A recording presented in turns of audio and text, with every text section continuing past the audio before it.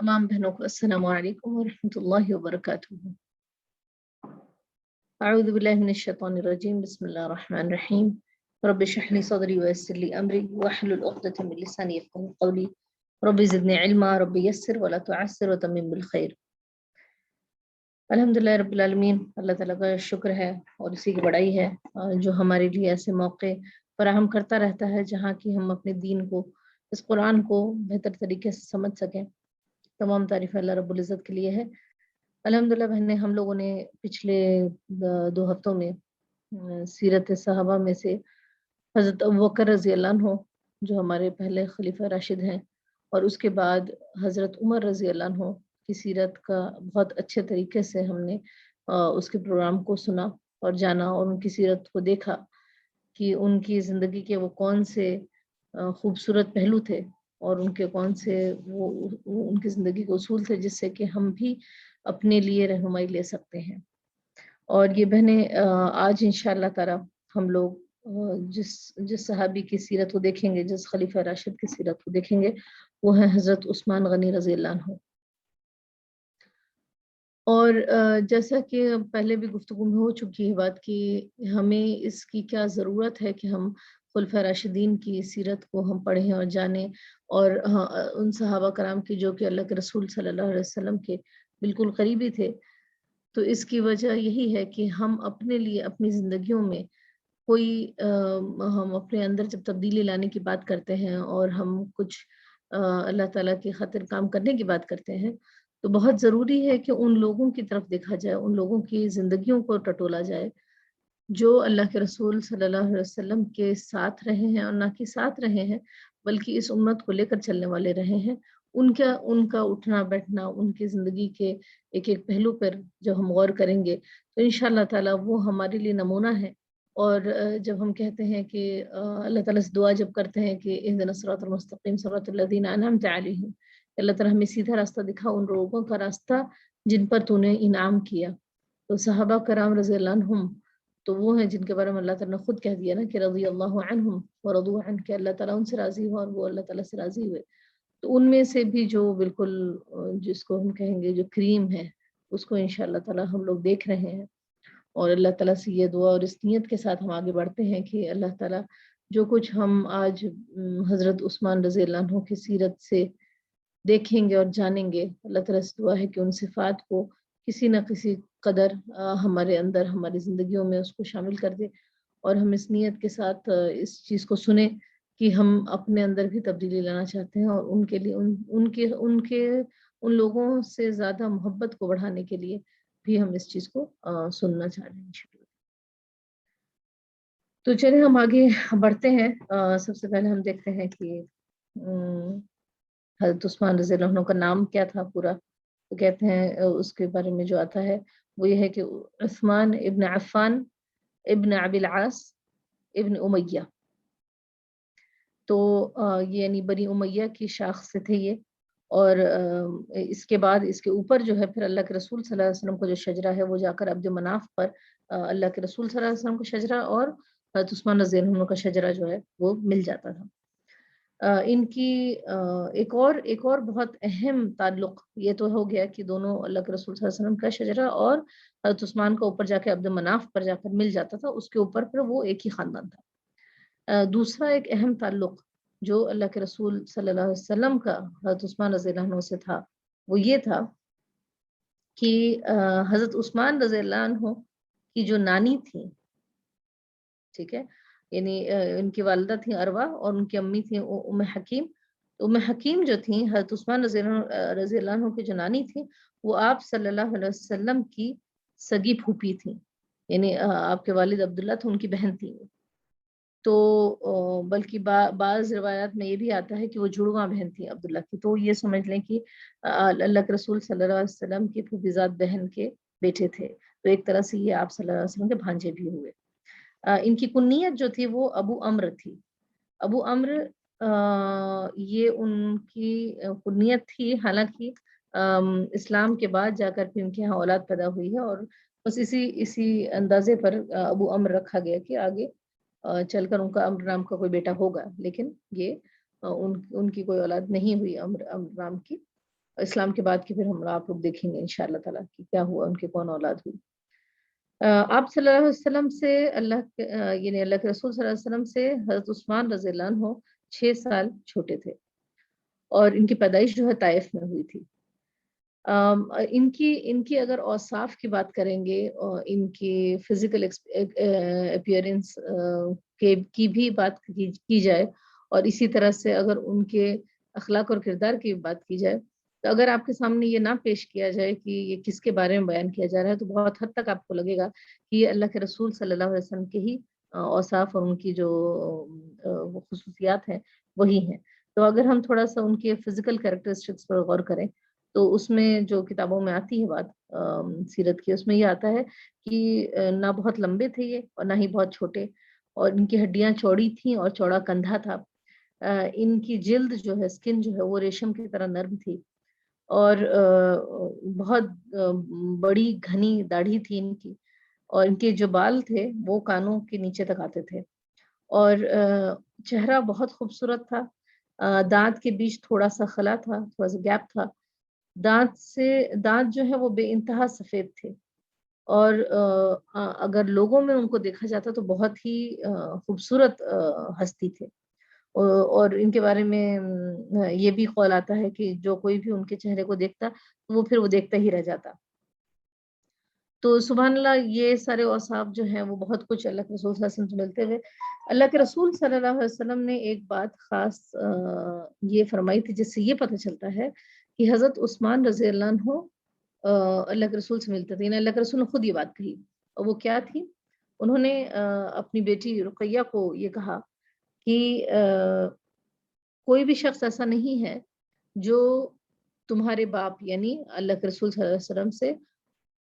اور حضرت عثمان رضی اللہ عنہ سے زیادہ ملتا ہو جتنا ابراہیم علیہ السلام۔ تو سبحان اللہ، یعنی اس کا یہ مطلب ہوا کہ ابراہیم علیہ السلام اللہ کے رسول صلی اللہ علیہ وسلم سے ملتے تھے، اور حضرت عثمان بھی جو ہے اللہ کے رسول صلی اللہ علیہ وسلم سے ملتے تھے، اسی لیے ایک ہی اسٹیٹمنٹ میں اللہ کے رسول نے خود اس بات کو کہہ دیا۔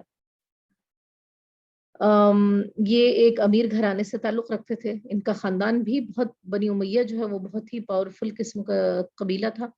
اور ان کے بارے میں یہ آتا ہے کہ ان کے والد جو ہے وہ جلدی انتقال ہو گیا تھا، اور وہ بہت زیادہ مالیت چھوڑ کر ان کے لیے گئے تھے۔ تو یہ بیسیکلی یہ ہوا کہ ان کو بہت کم عمر سے جو ہے بہت مال ملا، لیکن اس کو ضائع نہیں کیا انہوں نے، بلکہ بہت اچھے تاجر تھے یہ، تو ان کی تجارت ان کا پیشہ تھا۔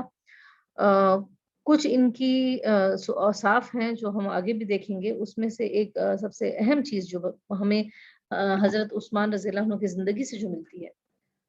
ابھرتی ہوئی صفت جو ہے وہ حیا کی صفت ہے۔ اور حیا کا یہ معاملہ ہے کہ اگر ہم دیکھیں کہ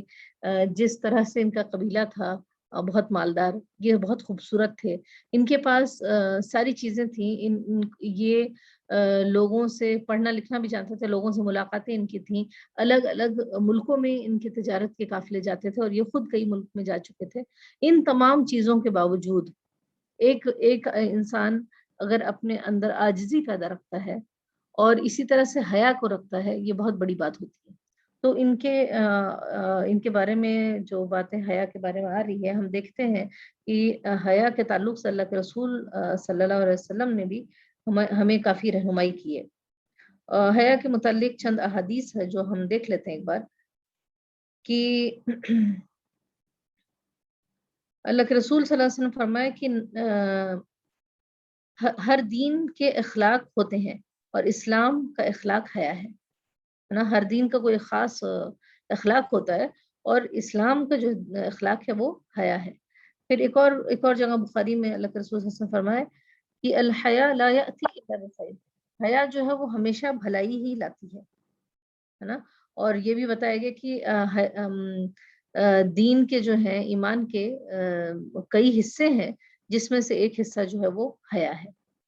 اور ایک اور جگہ آتا ہے کہ حیا اور ایمان وہ ساتھ ساتھ جاتے ہیں، اگر ایک اس میں سے اٹھ جاتا ہے تو دوسرا بھی اٹھ جاتا ہے۔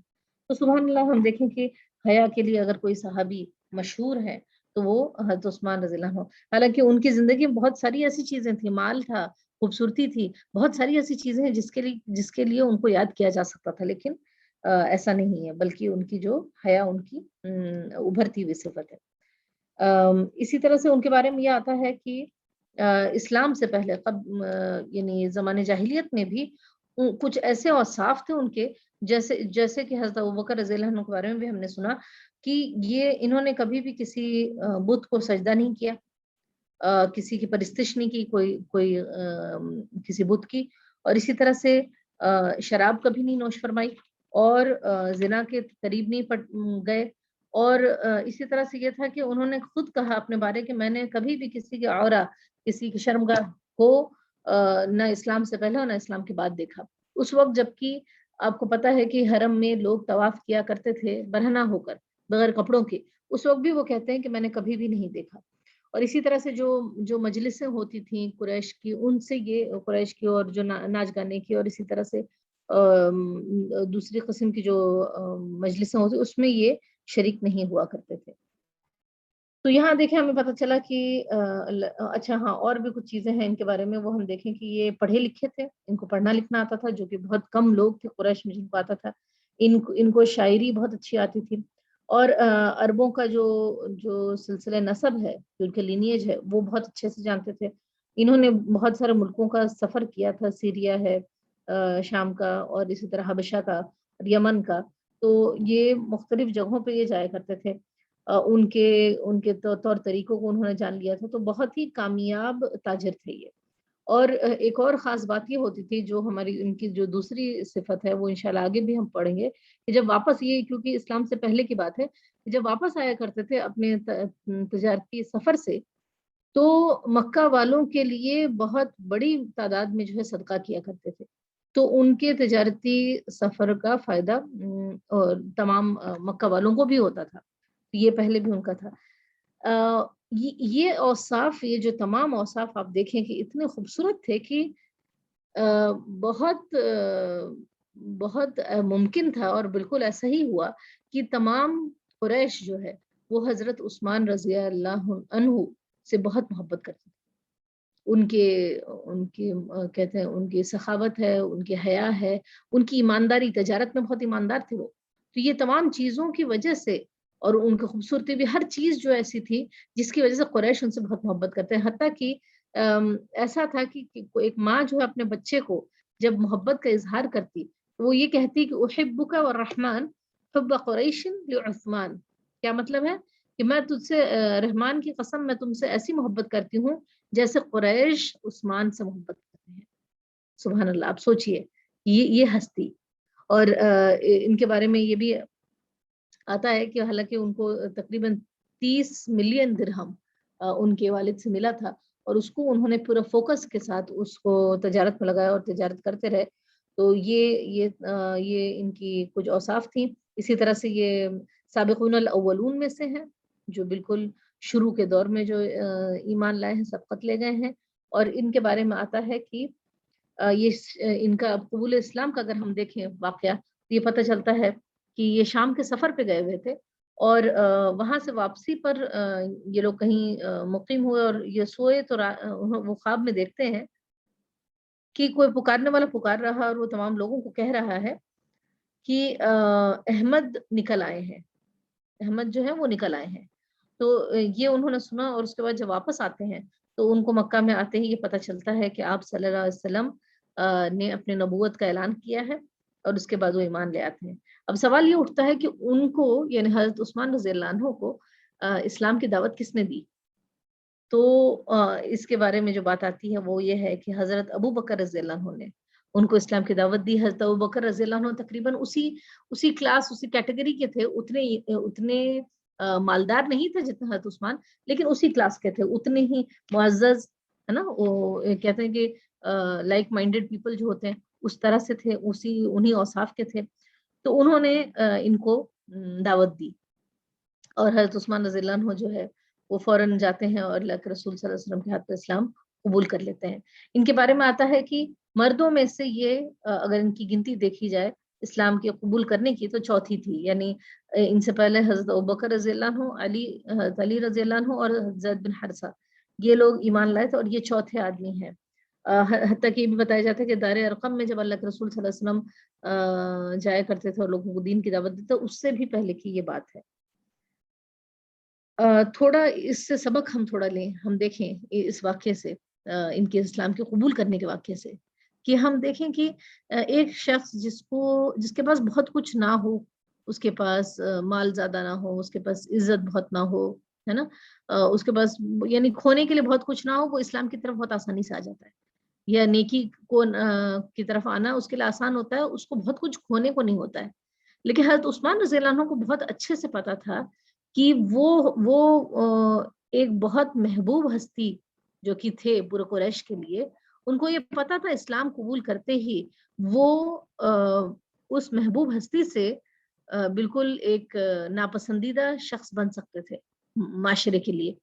ان کا مال کو بھی خطرہ تھا، ان کی عزت کو بھی خطرہ تھا، ان کے خاندان کی طرف سے بھی خطرہ تھا، لیکن اس کے باوجود وہ ذرا بھی نیکی کو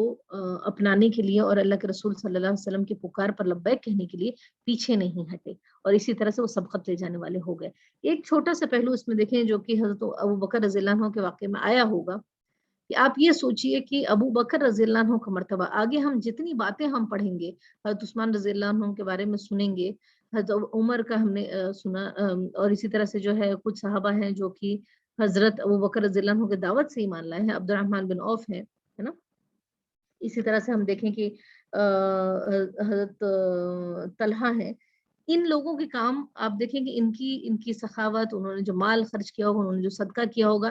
وہ تمام اجر کس کو مل رہا ہوگا؟ حضرت ابوبکر رضی اللہ عنہ کو، ہے نا، سبحان اللہ۔ اب سوچیں کہ جتنا حضرت عثمان نے خرچ کیا ہوگا اتنا ابوبکر رضی اللہ عنہ نے نہیں کیا ہوگا، ان کے پاس اتنا نہیں تھا، لیکن اجر میں ملے گا ان کو۔ تو یہ بھی ایک ہمیں پہلو پتہ چلتا ہے، ہم اپنے لیے سبق لیتے ہیں کہ ہمیں لوگوں کو بتا دینا چاہیے، ہو سکتا ہے ہم اتنا عمل نہ کر پائے لیکن سامنے والا کرے تو وہ ہمارے اکاؤنٹ میں وہ چیزیں جائیں گی۔ اچھا، اس کے بعد آگے ہم دیکھتے ہیں کہ حضرت عثمان رضی اللہ عنہ ایک بہت پولیٹیکل ہستی نہیں تھے، یعنی جیسے مثال کے طور پر ہم دیکھتے ہیں حضرت عمر رضی اللہ عنہ بہت اسٹرانگ پرسنالٹی تھے، جب وہ اسلام قبول کیے تو اسلام کو قوت ملی، اور اسی طرح سے جو مشرکین مکہ تھے ان کو بہت خطرہ تھا اور وہ مخالفت کر رہے تھے نا حضرت عمر رضی اللہ عنہ کا۔ یہاں پر کیا معاملہ تھا کہ پولیٹیکل فگر تو نہیں تھی یہ، لیکن وہ ضرور ایسی ہستی تھی جس کو کہتے ہیں ہر ماں اپنے بچوں کو کہہ رہی ہے کہ ان کے جیسا ماننا، ایک آئیڈیل ہوتے تھے لوگوں کے لیے۔ اور اگر ایسی ہستی اسلام قبول کر لے تو جہاں گھر گھر میں بچہ یہ جانتا ہے کہ میری ماں مجھے ایسی محبت کر جیسے قریش عثمان سے محبت کرتے ہیں، تو بہت امکان تھا کہ لوگ انفلوئنس ہو کر اسلام کی طرف آئے، اور یہی وجہ ہوئی کہ جس طرح سے شروع کے دور میں تمام لوگوں کو اذیت دی جاتی تھی، اسی طرح سے عثمان رضی اللہ عنہ کو بھی نہیں چھوڑا گیا، ان کو بھی جو ہے اذیتیں دی جانے لگیں، لیکن جب یہ اندازہ ہوا کہ یہ اپنے راستے سے نہیں ہٹیں گے تو ان کو پھر چھوڑ دیا گیا۔ اب یہاں ہم دیکھیں کہ اللہ کے رسول صلی اللہ علیہ وسلم سے ایک اور رشتہ جو ان کا بنتا ہے وہ یہ ہے کہ اللہ کے رسول صلی اللہ علیہ وسلم کی یہ داماد بھی بن جاتے ہیں۔ تو اس کے بارے میں ہم دیکھتے ہیں کہ اللہ کے رسول صلی اللہ علیہ وسلم کی جیسے 4 بیٹیاں تھیں، حضرت زینب رضی اللہ عنہ کی شادی ہو چکی تھی، اور حضرت رقیہ اور ام کلثوم جو تھیں ان کی دوسری اور تیسری بیٹیاں، ان اللہ کے رسول صلی اللہ علیہ وسلم کی ان کی شادی قبل اسلام جو ہے وہ انہیں بیٹوں سے طے تھی، لیکن وہ اذیت دینے کے لیے اللہ کے رسول صلی اللہ علیہ وسلم کو اذیت دینے کے لیے اس نے، یعنی طے کیا تھی، ان کا نکاح ہو چکا تھا لیکن ابھی رخصتی نہیں ہوئی تھی، اس نے ان کے نکاح کو توڑوا دیا، طلاق دلوا دی، اور اس کے بعد جو ہے اللہ کے رسول صلی اللہ علیہ وسلم اور کسی بھی باپ کے لیے یہ بہت تکلیف دہ بات ہوتی ہے کہ بیٹیوں کا رشتے کا ٹوٹ جانا۔ اسی بیچ میں لیکن اللہ تعالیٰ نے کیا کیا کہ کہتے ہیں نا کہ ایک حدیث میں آتا ہے نا کہ من ترک شیئا للہ عوض اللہ خیرا منہ، کیا مطلب ہے کہ جو کوئی کسی بھی شے کو ترک کرتا ہے اللہ تعالیٰ کی خاطر تو اللہ تعالیٰ اس سے بہتر اس کو پلٹاتا ہے، اس سے بہتر اس کا بدلہ دیتا ہے۔ تو آپ دیکھیں کہ سبحان اللہ حضرت عثمان رضی اللہ عنہ جو کہ اتنے کہتے ہیں نا کہ اتنے معزز تھے، وہ اللہ کے رسول صلی اللہ علیہ وسلم کے یہاں پیغام بھیجتے ہیں حضرت رقیہ کے لیے، اور اللہ کے رسول صلی اللہ علیہ وسلم، حضرت خدیجہ اور حضرت رقیہ تمام لوگ بہت خوش ہوئے اس رشتے سے، اور اس کے بعد اللہ کے رسول صلی اللہ علیہ وسلم نے حضرت رقیہ سے کہا کہ ابو عبداللہ، یعنی یہ کنیت انہوں نے دی، کا ابو عبداللہ کا خیال رکھنا، فَإِنَّهُ أَشْبَهُ أَصْحَابِي بِي خُلُقًا، کیا ہے؟ کیونکہ وہ ان کے بارے میں بتایا حضرت عثمان رضی اللہ عنہ میرے تمام صحابہ میں سے مجھ سے سب سے زیادہ اخلاق میں ملتے ہیں، ہے نا؟ اللہ کے رسول صلی اللہ علیہ وسلم کی گواہی سنیں، اللہ کے رسول کے بارے میں تو کہا گیا نا کہ انک لعلی خلق عظیم، اللہ تعالیٰ خود گواہی دیتا ہے اللہ کے رسول صلی اللہ علیہ وسلم کے بارے میں کہ آپ اخلاق کے بلند درجے پہ ہیں۔ یہاں اللہ کے رسول صلی اللہ علیہ وسلم حضرت عثمان رضی اللہ عنہ کے بارے میں کہہ رہے ہیں کہ فَإِنَّهُ أَشْبَهُ أَصْحَابِي بِي خُلُقًا، کہ میرے تمام صحابہ میں سے مجھ سے سب سے زیادہ مشابہت جو ہے، سب سے زیادہ ملتے ہیں کس بارے میں؟ اخلاق میں یہ ہے، تو اس لیے ان کا اچھا خیال رکھنا۔ اب یہ جو جوڑا ہوتا ہے حضرت رقیہ اور حضرت عثمان رضی اللہ عنہ کا، کہتے ہیں نا کہ بیسٹ لکنگ کپل بھی، مال کے اعتبار سے بھی بہت اچھا، بہت محبوب، بہت بابرکت، بہت کہتے ہیں کہ اس قریش میں جو آپس میں محبت ان کی بھی جو دکھتی تھی وہ بہت واضح تھی۔ آپ یہ سوچیں کہ حضرت عثمان رضی اللہ عنہ جو لوگوں کے ساتھ اتنا اچھا معاملہ کرتے تھے، تو وہ اپنی بیوی کے ساتھ کس طرح سے انہوں نے معاملہ کیا ہوگا، تو بہت ہی احسان کا معاملہ رہا ان دونوں کا آپس میں۔ اور اس کے بعد ایسا بھی یہ بھی ہوتا ہے کہ اس بابرکت رشتے میں، اور کہتے ہیں ایک بلیسڈ کپل جو ہے، ان کے ساتھ اور بھی کیا چیزیں ہوئیں، وہ یہ کہ جب یہاں کی زمین تنگ ہو گئی مکہ کی، تو یہ لوگ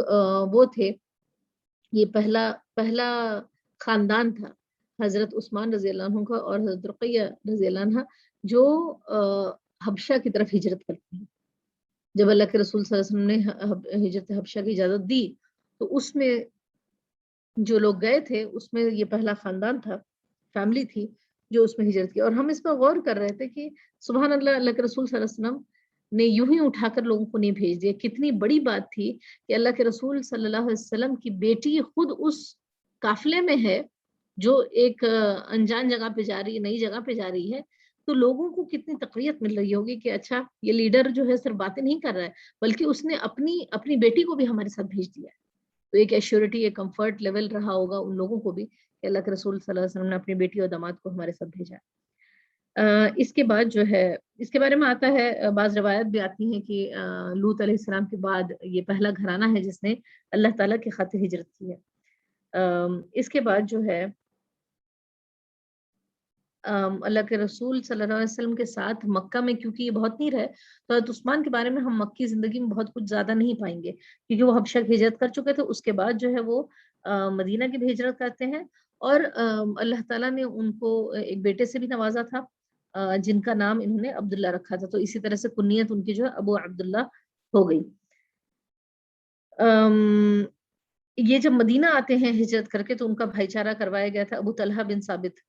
صحابی ہیں، ان کے ساتھ جیسا کہ آپ کو پتا ہے کہ مہاجرین اور انصار کا آپس میں بھائی چارہ کرایا گیا کہ ان کو سپورٹ رہے اور وہ تمام چیزیں شیئر کرتے تھے۔ لیکن تھوڑے ہی عرصے کے بعد، کیونکہ حضرت عثمان رضی اللہ عنہ ایک بہت ہی کامیاب تاجر رہ چکے تھے، تو بہت تھوڑے عرصے میں انہوں نے خود کا اپنا گھر بنا لیا اور اپنا بزنس بھی انہوں نے سیٹ کر لیا۔ اور کیونکہ ان کو کہتے ہیں نا ٹریڈ کے اور بزنس کے تمام چیزیں پتہ تھیں اور ان کے تعلقات بھی پہلے سے تھے مختلف علاقوں میں، تو انہوں نے اپنے اس نالج کے بنیاد پر اور اللہ تعالیٰ کی مدد سے انہوں نے اپنا بزنس پھر دوبارہ سیٹ کر لیا۔ اور ایک اور بات جو پہلے بتائی گئی تھی کہ وہ ایمانداری کے لیے مشہور تھے، تو لوگ خود بھی چاہتے تھے کہ ان کے ساتھ تجارت کریں۔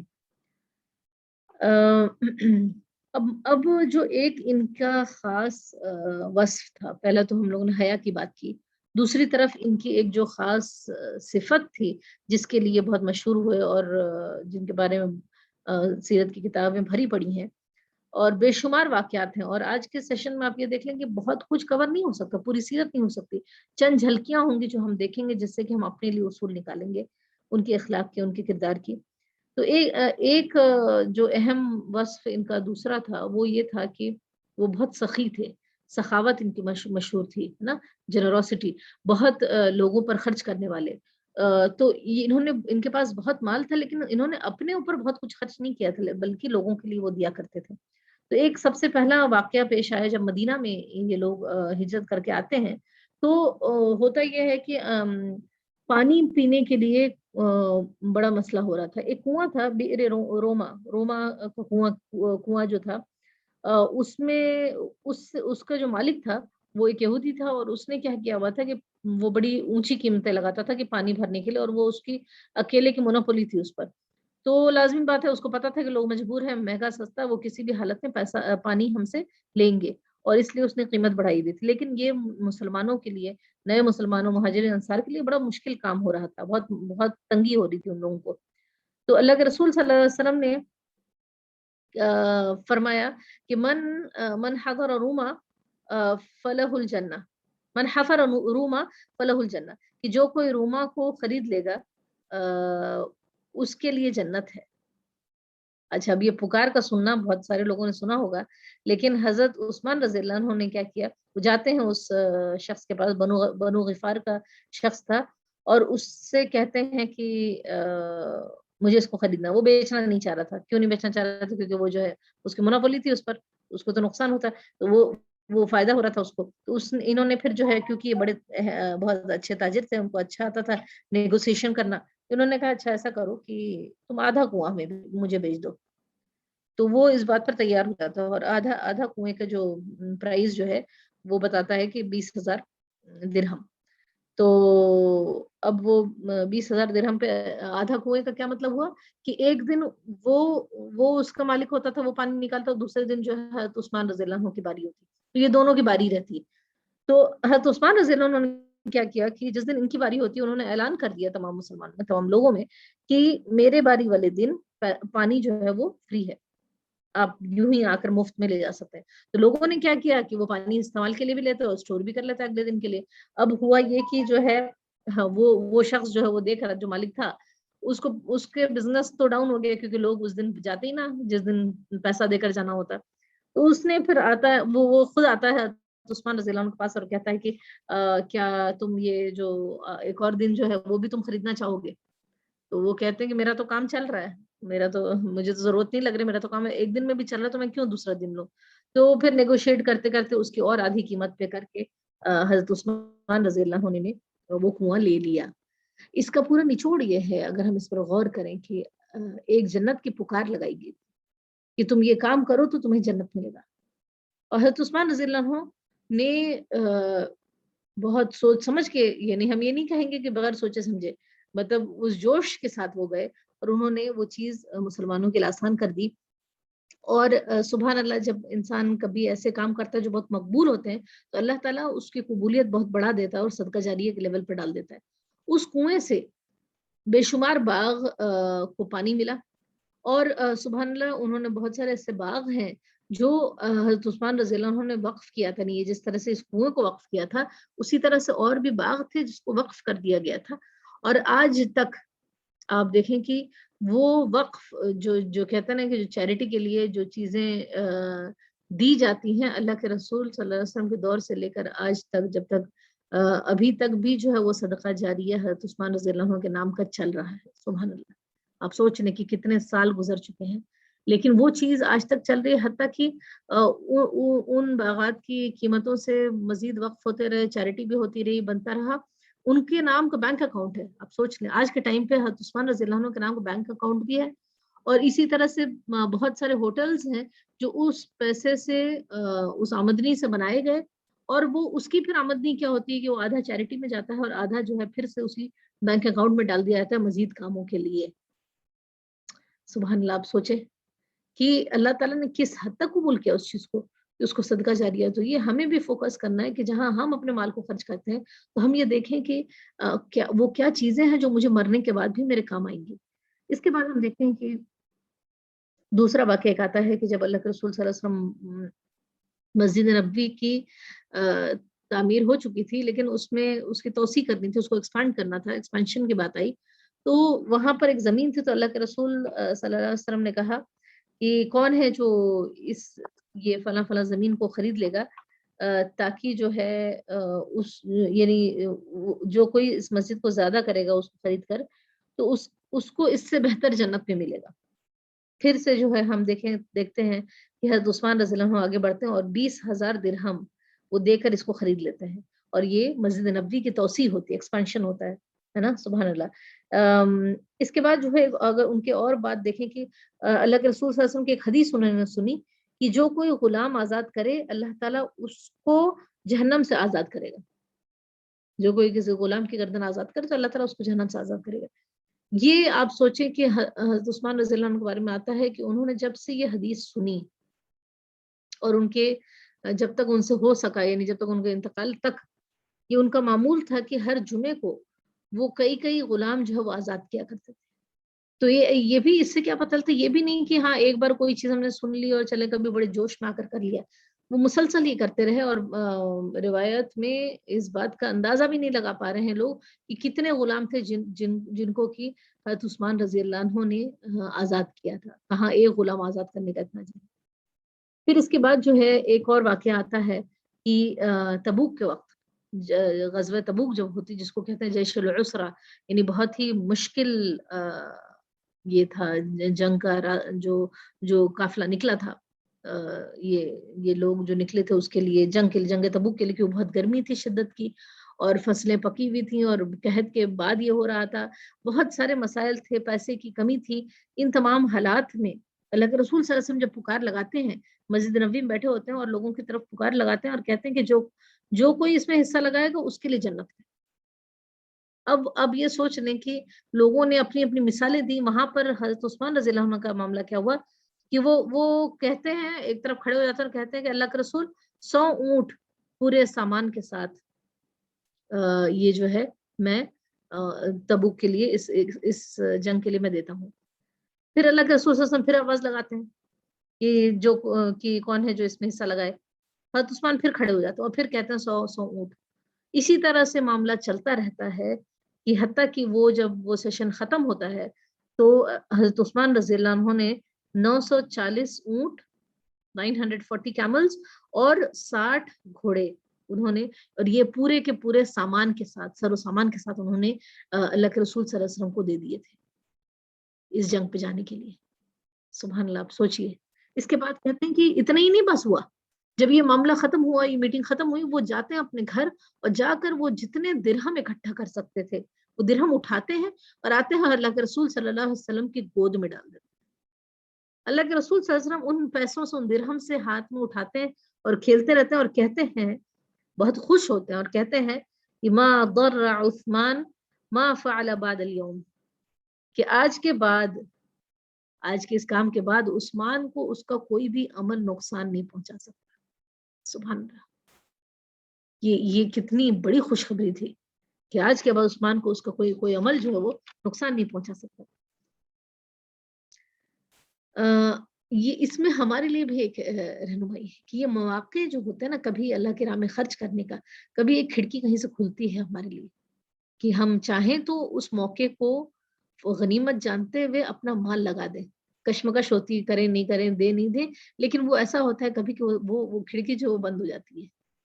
تو یہ معاملہ ہے کہ ہمارے ساتھ بھی اگر زندگی میں کبھی ایسا موقع آئے تو اللہ تعالیٰ سے دعا کرتے کہ اللہ تعالیٰ ہم بھی اسی طرح سے اللہ کی راہ میں دیں۔ اس کے بعد فرمایا کہ بتایا گیا کہ یعنی ہم دیکھیں کہ ہر صحابی کا اپنا ایک وصف ہوتا تھا، ایک خاص کوالٹی ہوتی تھی۔ تو یہ جنگ کے میدان کے میں لڑائی کے حضرت خالد بن ولید ہیں اس کے لیے مشہور تھے، ویسے نہیں تھے، لیکن یہ پھر بھی اس کے باوجود اللہ کے رسول صلی اللہ علیہ وسلم کے تمام جنگوں میں یہ شریک رہے۔ پہلی جنگ جو تھی اسلام کی، وہ جو غزوہ بدر ہے، اس میں یہ شریک نہیں رہے۔ اچھا، اب دیکھیں حبشہ میں بھی گئے، حبشہ میں بھی جا کر انہوں نے ہجرت کی، اس کے بعد ہم دیکھتے ہیں مدینہ کی بھی ہجرت کرتے ہیں، شروع کے اسلام قبول کیا، پھر سوال اٹھتا ہے کہ بدر میں کیوں نہیں شریک رہے۔ تو دیکھیں اس کا بھی ایک واقعہ یہ ہے کہ اللہ کے رسول صلی اللہ علیہ وسلم کی جو بیٹی تھی حضرت رقیہ، ان کی جو اہلیہ تھیں حضرت عثمان کی، وہ بہت بیمار تھیں، تو اللہ کے رسول صلی اللہ علیہ وسلم نے ان کی تیمارداری کے لیے حضرت عثمان کو کہا تھا کہ وہ مدینہ میں ہی رہیں، ان کی تیمارداری کریں گھر پر۔ اور ہوتا یہ ہے کہ جب اللہ کے رسول صلی اللہ علیہ وسلم پہلی اسلام کی جو پہلی جنگ ہے اس کے لیے جاتے ہیں، اور اسی پیچھے جو ہے یہ حضرت رقیہ رضی اللہ عنہ کا انتقال ہو جاتا ہے۔ حضرت عثمان ان کی تیمارداری کرتے ہیں لیکن ان کا انتقال ہو جاتا ہے، اور جب اللہ کے رسول صلی اللہ علیہ وسلم واپس آتے ہیں تو پتہ چلتا ہے کہ ان کی بیٹی کا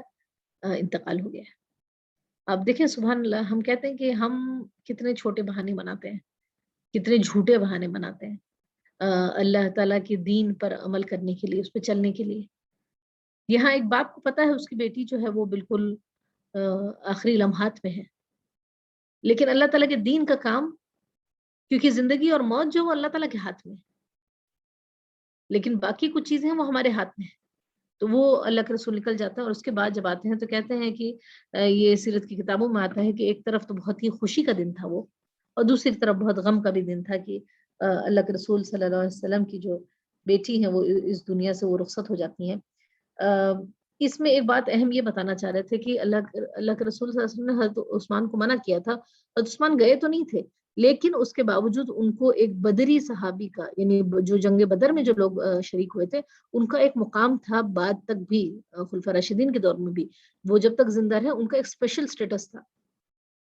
तो अल्लाह के रसूल सल्लल्लाहु अलैहि वसल्लम ने उनका भी शुमार बदरी सहाबियों में ही किया, और जो माल गनीमत आया उसमें से भी हज़रत उस्मान रज़ियल्लाहु अन्हु का हिस्सा निकाला। यानी ये देखें कि कितनी मोहब्बत का मामला अल्लाह के रसूल सल्लल्लाहु अलैहि वसल्लम ने उनके साथ किया।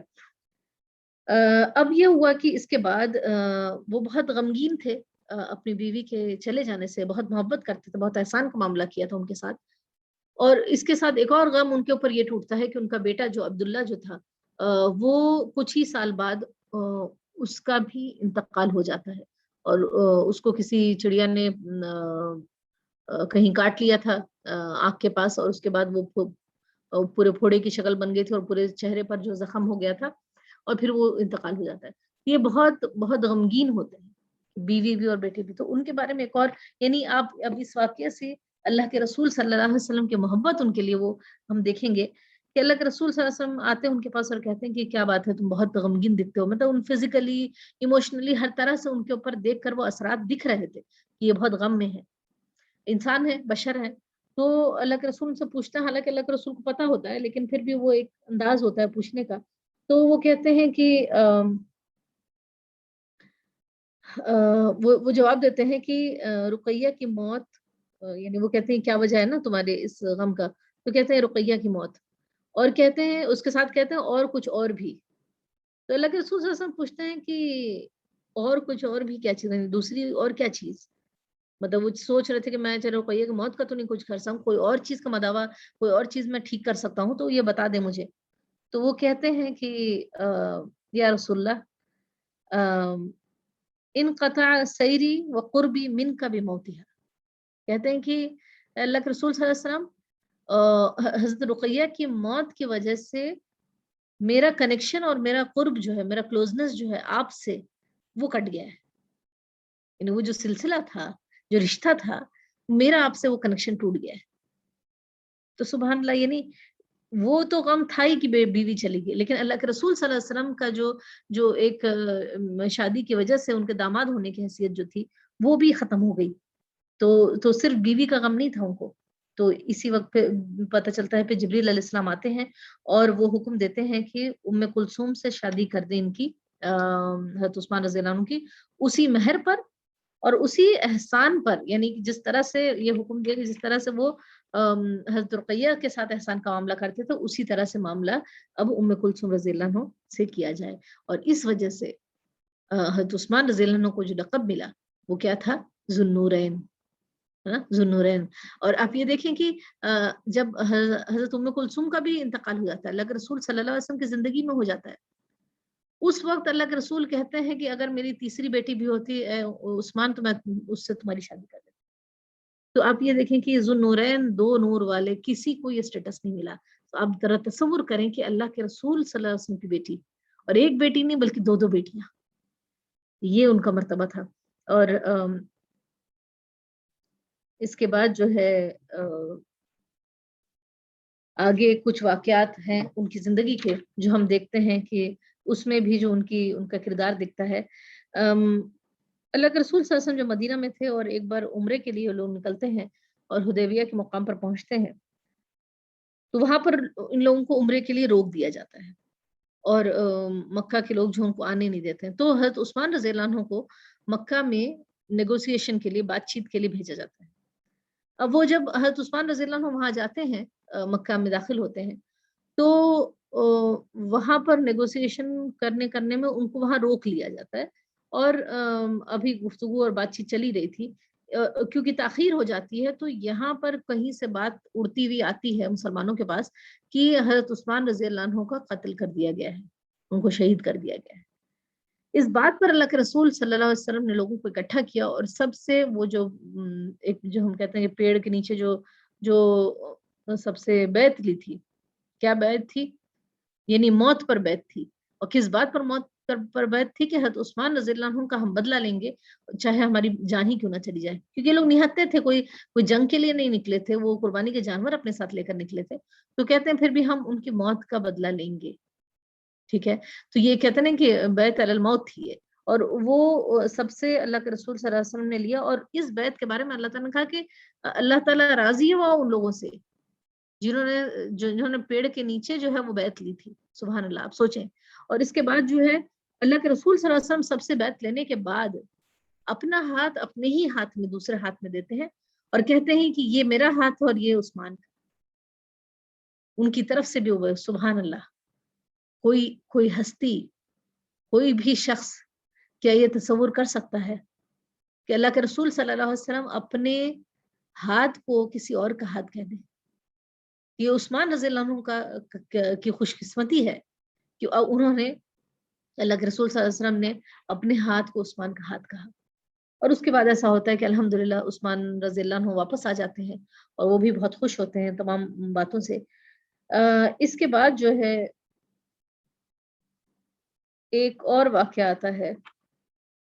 کہ کچھ ایسی باتیں، بہت ساری چیزیں ہیں، اس میں سے چند باتیں دیکھتے ہیں کہ اللہ کے رسول صلی اللہ علیہ وسلم نے بارہا حضرت عثمان رضی اللہ عنہ کے جو کہتے ہیں نا اس دنیا سے رخصت ہونے کا واقعہ،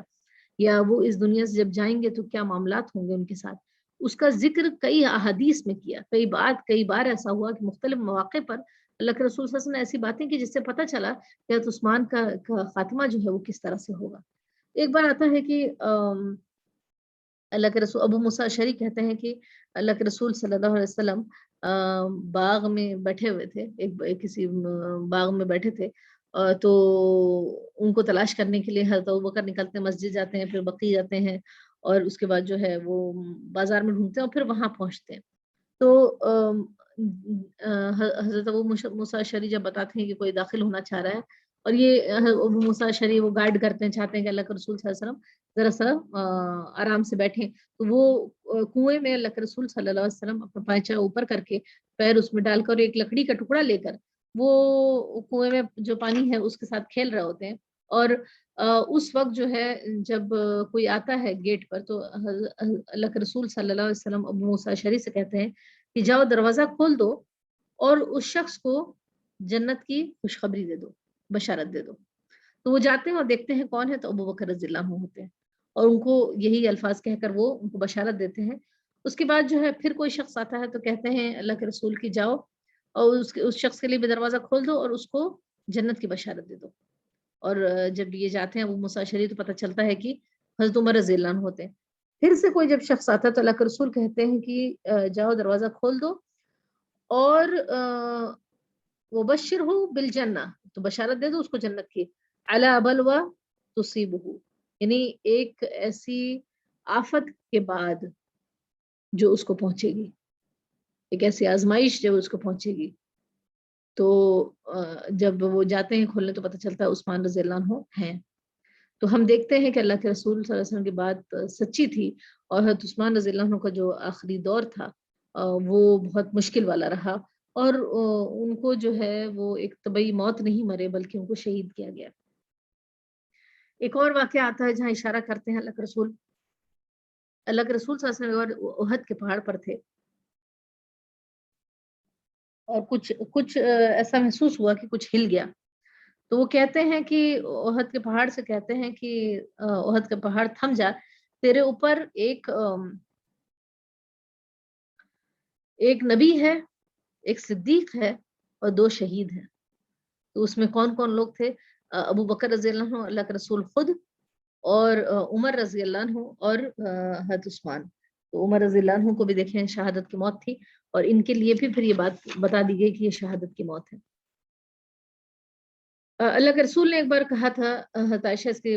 روایت کرتی ہیں کہ اے عثمان، اللہ تعالیٰ تمہیں ایک لباس پہنائے گا، ایک کرتا پہنائے گا، لباس پہنائے گا، اور منافقین یہ چاہیں گے کہ تم اس لباس کو نکال پھینکو، لیکن تم اسے نہ نکالنا اس وقت تک جب تک کہ تم مجھ سے نہ ملو، یعنی مرتے دم تک تم جو ہے اس لباس کو نہ اتارنا۔ اور اس سے مراد جو ہے بات وہی ہے کہ وہ لباس کیا تھا، وہ خلافت کا لباس تھا، جس کو کہ لوگ اور باغی اور سب چاہیں گے منافقین کے وہ ان سے نکل، لیکن انہوں نے یہ ان کو اشارہ کر دیا گیا تھا۔ یہ ساری چیزیں ان کو پتا تھی کہ ان کے ساتھ یہ معاملات ہونے والے ہیں۔ ایک ایک حیا کے تعلق سے ان کا ایک واقعہ آتا ہے بہت اہم۔ کہتے ہیں کہ اللہ کے رسول صلی اللہ علیہ وسلم ایک دن لیٹے ہوئے تھے، عائشہ فرماتی ہیں، بتاتی ہیں کہ وہ لیٹے ہوئے تھے اور اسی بیچ میں آرام سے ریلیکس لیٹے تھے، اسی بیچ میں جو ہے ابو بکر آتے ہیں اور کچھ بات چیت کرتے ہیں اور اپنا کام کر کے وہ نکل جاتے ہیں۔ پھر حضرت عمر رضی اللہ عنہ آتے ہیں، وہ اجازت لیتے ہیں، ان کو اندر آنے کی اجازت ہوتی ہے، وہ بھی اپنا کام کر کے نکل جاتے ہیں۔ پھر حضرت عثمان رضی اللہ عنہ جب آتے ہیں اور اجازت لیتے ہیں تو اللہ کے رسول صلی اللہ علیہ وسلم اٹھ بیٹھتے ہیں، اٹھ بیٹھ کر اپنے کپڑے کو اپنے پیر کو جو تھوڑا سا کھلا ہوتا ہے اس کو ڈھانکتے ہیں، اور حضرت عائشہ سے بھی کہتے ہیں کہ اہتمام کرو ذرا پردے کا، اور ذرا سلیقے سے ساری چیزیں کر لیں۔ تو وہ پھر حضرت عثمان آتے ہیں اور پھر اپنا معاملہ جو بھی ہوتا ہے وہ کر کے وہ چلے جاتے ہیں۔ حضرت عائشہ بڑی حیرت میں ہوتی ہیں، کہتی ہیں کہ جب میرے والد آئے تھے تب آپ لیٹے رہے، جب عمر رضی اللہ عنہ آئے تب بھی آپ ایسے ہی لیٹے رہے، لیکن جب عثمان رضی اللہ عنہ آئے تو تمہارا یعنی آپ کا یہ معاملہ کیوں ہوا الگ؟ تو وہ کہتے ہیں کہ الا استحی ممن تستحی منہ الملائکہ، کہ کیا میں اس سے حیا نہ کروں جس سے کہ فرشتے بھی اس سے حیا کرتے ہیں؟ سبحان اللہ، یعنی فرشتے بھی حضرت عثمان رضی اللہ عنہ سے حیا کرتے ہیں، ایسے شخص سے میں حیا نہ کروں؟ سبحان اللہ، یہ دیکھیں یہ معاملہ تھا ان کا، یہ مرتبہ تھا ان کا۔ اسی طرح سے ہم دیکھیں کہ ان کی خلافت بہت لمبی تھی، اور ان کی زندگی کو اگر ہم دیکھیں تو بہت لمبی خلافت رہی۔ اگر ہم عمر رضی اللہ عنہ اور ابو بکر رضی اللہ عنہ سے کمپیئر کریں تو کافی عرصہ ان کا رہا، لیکن اس بیچ میں ہم دیکھتے ہیں کہ بہت سارے انہوں نے جو کارنامے کیے، کبھی کبھی جب ہم فتوحات کی بات کرتے ہیں تو ہمیں یہ پتہ چلتا ہے کہ عمر رضی اللہ عنہ نے بہت ساری جگہیں فتح کی، لیکن اس سلسلے کو انہوں نے اور بڑھایا اور آگے لے کر گئے، اسلام اور پھیلا، قرآن کی خدمت کے لیے انہوں نے بہت سارے کام کیے۔ لیکن عموماً فوکس ہمارا ان تمام چیزوں پر نہیں ہو پاتا، اور کیونکہ وقت کم ہوتا ہے ہر جگہ، لیکن اور فوکس پھر آ جاتا ہے ان کے آخری زندگی پر، تو اسی کی طرف ہم لوگ بھی چلتے ہیں کہ کیا معاملات ہوئے تھے۔ کہتے ہیں نا کہ جب کوئی بہت بھلائی پھیلتی رہتی ہے تو دشمنوں کو یہ بات چبھتی ہے اور ان کو یہ چیز اچھی نہیں لگتی کہ اسلام پھیل رہا ہے اور یہ اچھی چیزیں ہو رہی، تو وہ اس میں پھر ہمیشہ سے ایسا رہا ہے کہ کچھ لوگ ایسے اٹھ کھڑے ہوتے ہیں جو بھلائی کے راستے پہ رکاوٹ بننے کے لیے سازشیں چلتے ہیں۔ تو اسی طرح سے کچھ معاملات ایسے ہوئے کہ یہودی ایک شخص تھا جو عبداللہ ابن سبا کے نام کا، ان لوگوں کو یہ باتیں جچ نہیں رہی تھی، تو اس نے ایک لیڈرشپ اٹھائی اور پھر وہ ایسا ہوا کہ وہ مسلمانوں میں گھس کر منافقت کا کام پھیلانا اس نے شروع کیا، اور اسی طرح سے اسلام کے نام پر لوگوں کو اکٹھا کر کے اور حضرت عثمان رضی اللہ عنہ کی خلافت کے سامنے کھڑا کر دیا، ان کی مخالفت کرنے پہ کھڑا کر دیا، اور یہ کہتے ہوئے کہ ہم نیکی کا حکم دے رہے ہیں اور برائی کو روک رہے ہیں۔ اچھا، اب وہ کچھ چیزیں تھیں جو انہوں نے حضرت عثمان رضی اللہ عنہ کو کی زندگی سے پوائنٹس نکال کے کچھ چیزیں ایسی تھیں اس کو کہہ کر کے دیکھیں یہ انہوں نے ٹھیک نہیں کیا، وہ انہوں نے ٹھیک نہیں کیا، حتیٰ کہ کہتے ہیں کہ یعنی اتنی جب خبریں پھیلتی ہیں نا، اور جب برائیاں کسی کے بارے میں پھیلتی ہیں تو اس حد تک پھیلتی کہ لوگ آ کر یہ کہنے لگے کہ ارے عثمان رضی اللہ عنہ کے بارے میں کہ یہ برائیاں پھیلنے لگی کہ وہ تو بدر میں تو شریک ہی نہیں ہوئے تھے، اور وہ بیت رضوان میں تو انہوں نے بیعت ہی نہیں کی تھی۔ اب آپ سوچیں یہ سوالات اور یہ کوئی اعتراض تھا؟ یعنی کہتے ہیں نا جب سلیکٹیو انفارمیشن ہمیں ہوتی ہے اور ہم کسی کے اوپر اعتراض کرتے ہیں، چاہے وہ کوئی عالم دین ہی کیوں نہ ہو، ہمیں پوری پتہ بھی نہیں، تو اس طرح کا معاملہ ہو گیا، اور ان کے خلاف بہت ساری ایسی باتیں ہونے لگی ان کے مال کے خرچ کرنے کے تعلق سے، اور بھی کچھ اذان کے بارے میں کچھ ان کا معاملہ تھا کہ وہ فجر کے بعد وہ دو اذانوں کا معاملہ ہوا، تو بہت ساری ایسی چیزیں جس پہ اعتراض کر کے انہوں نے نہ یہ کہ صرف اعتراض کیا، بلکہ اتنی بغاوت کی کہ حضرت عثمان رضی اللہ عنہ کے قتل کے در پر ہو گئے۔ تو اس کے بعد ہم دیکھتے ہیں کہ اس فتنے کے باوجود کہ لوگ باغی ہو گئے اور ان کے خلاف کھڑے ہو گئے، اس کے باوجود جو ہے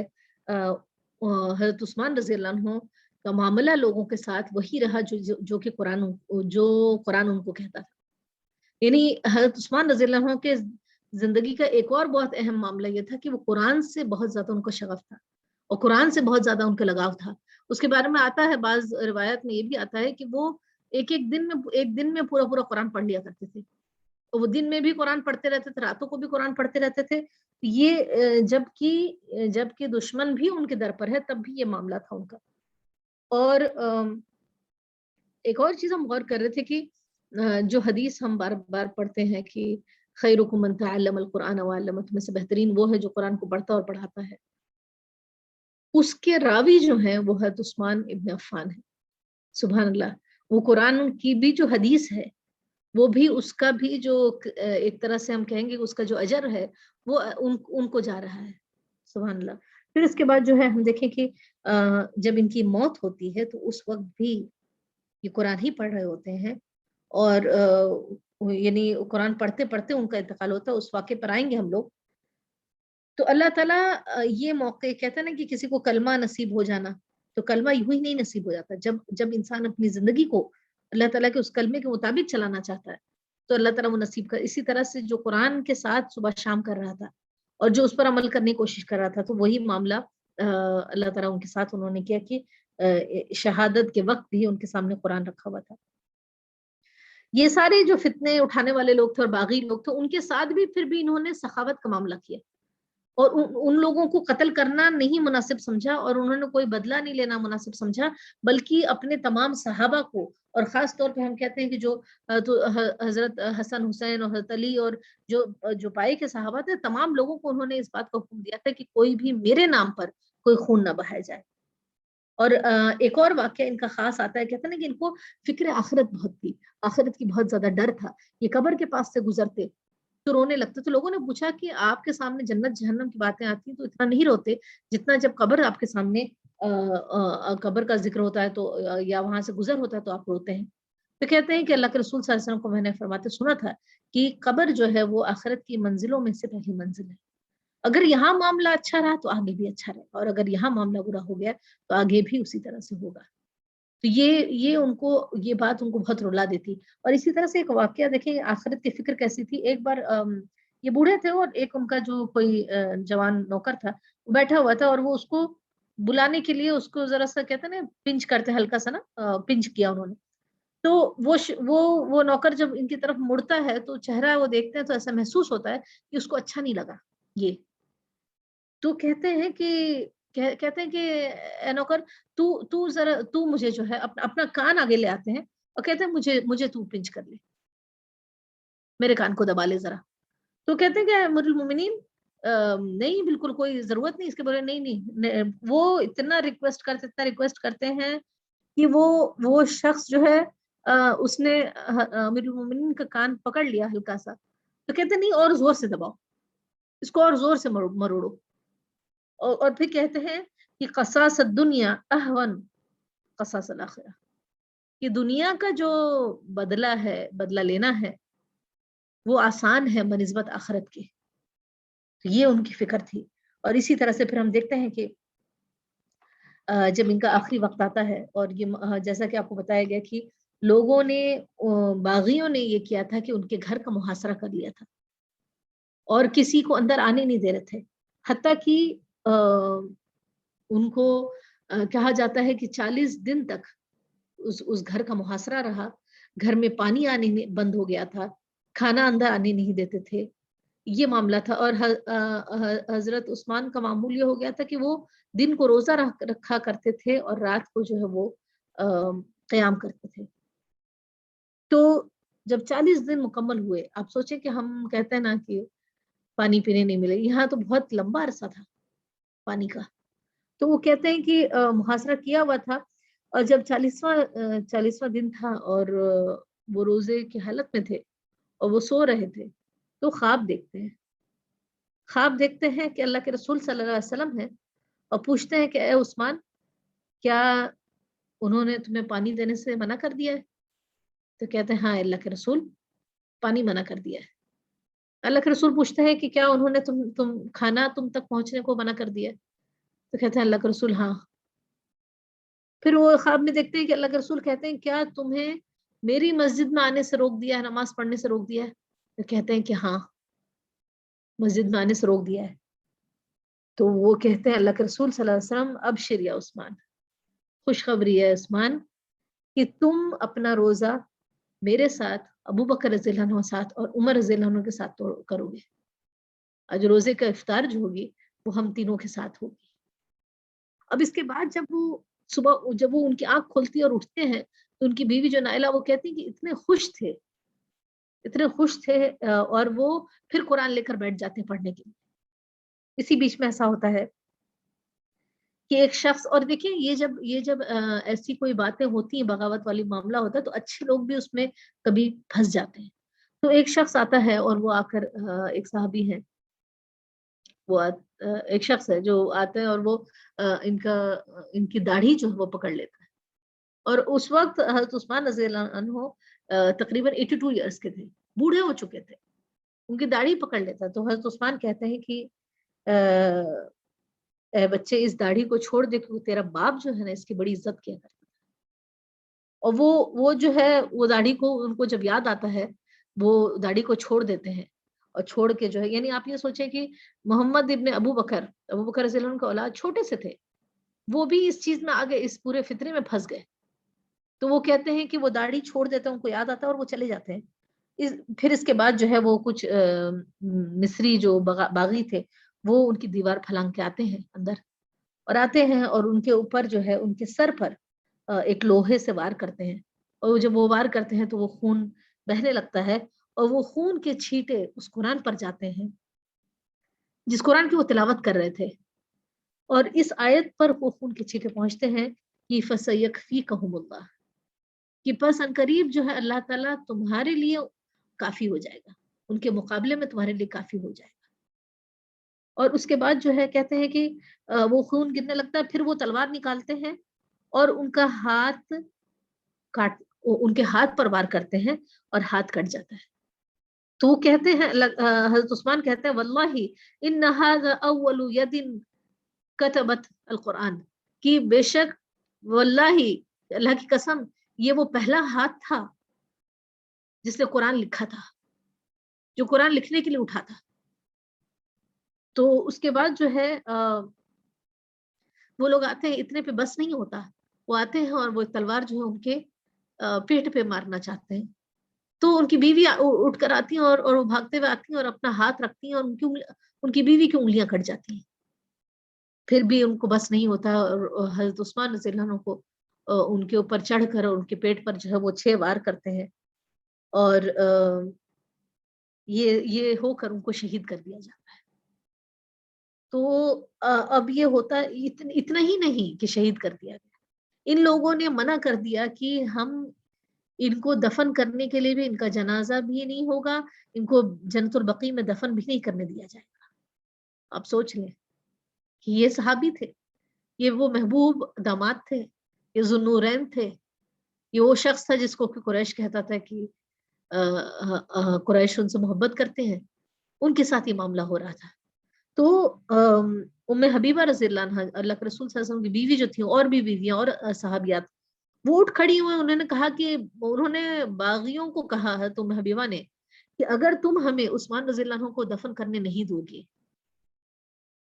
تو پھر واللہ میں مدینے کی گلیوں میں نکل آؤں گی اور میں خود جا کر ان کو دفن کروں گی۔ اب ان باغیوں کو یہ ممکن نہیں ہوا کہ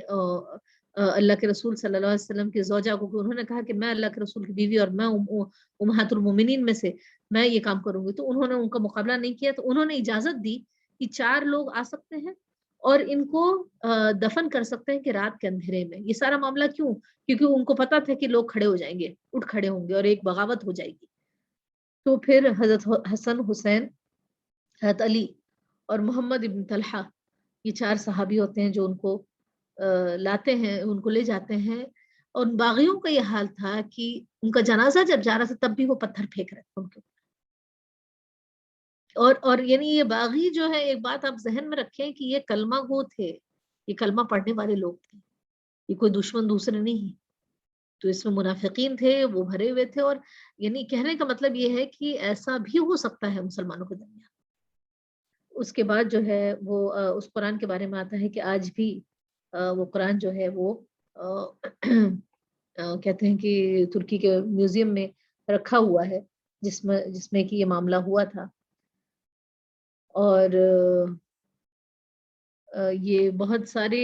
ان کے جو واقعات ہمیں ملتے ہیں کہ ان کے قرآن کے تعلق سے بھی پتہ چلتا ہے کہ قرآن کی جو خدمت انہوں نے کی، قرآن سے جو ان کا شغف تھا، قرآن کے لیے جو خدمت کی ہے، حتیٰ کہ جو رسم الخط العثمانی جو کہا جاتا ہے، وہ اس کو بھی ہم غور کریں کہ انہوں نے تمام نسخوں کو اکٹھا کر کے اور ایک نسخے پر لے آئے تھے، اور جو ان کی خدمات رہی ہیں، تو یہ اگر ہم پھر سے ذرا سے دہرائیں تو دیکھیں کہ ان کی سخاوت، ان کی حیا، حیا پر بھی ہمیں بھی دیکھنا ہے کہ ہمارے حیا کا لیول کیا ہے، اور اسی طرح سے سخاوت کا ہمارا کیا معاملہ ہے، اور جو نیکیاں انہوں نے کی، تو یہ تمام چیزیں ہم تمام لوگوں کے لیے نشان راہ بن جائے، اور اللہ تعالیٰ ان کے ساتھ بہت احسان کا معاملہ اللہ تعالیٰ کرے، اور جس طرح سے کہ انہوں نے جو قربانیاں دی اور جو معاملات کیے، اور تو اللہ تعالیٰ سے دعا ہے کہ اللہ تعالیٰ ہم تمام لوگوں میں حضرت عثمان رضی اللہ عنہ کی سیرت کی کچھ جھلکیاں پیدا کر دے، ہمارے اندر بھی وہ اوصاف پیدا کر دے، ہمارے اندر ان صحابہ کرام رضی اللہ عنہم کے لیے محبت پیدا کر دے، اور ہمیں وہ جذبہ دے کہ ہم ان کی سیرت پر، ان کے راستے پر چلنے والے بن جائیں۔ اللہ تعالیٰ ہم اپنی اولادوں کی تربیت اس نہج پہ کر سکیں جیسے کہ صحابہ کرام رضی اللہ عنہم کی زندگیاں تھیں۔ اللہ تعالیٰ سے دعا ہے کہ اللہ تعالیٰ تو ان تمام لوگوں سے راضی ہو جا، اور اللہ تعالیٰ ہمیں بھی اس بات کی توفیق دے کہ ہم بھی ان کے نقش قدم پہ چل سکیں۔ سبحان اللہ بحمدی، سبحانک اللہم بحمدک، نشہد ان لا الہ الا انت، نستغفرک و نتوب الیک۔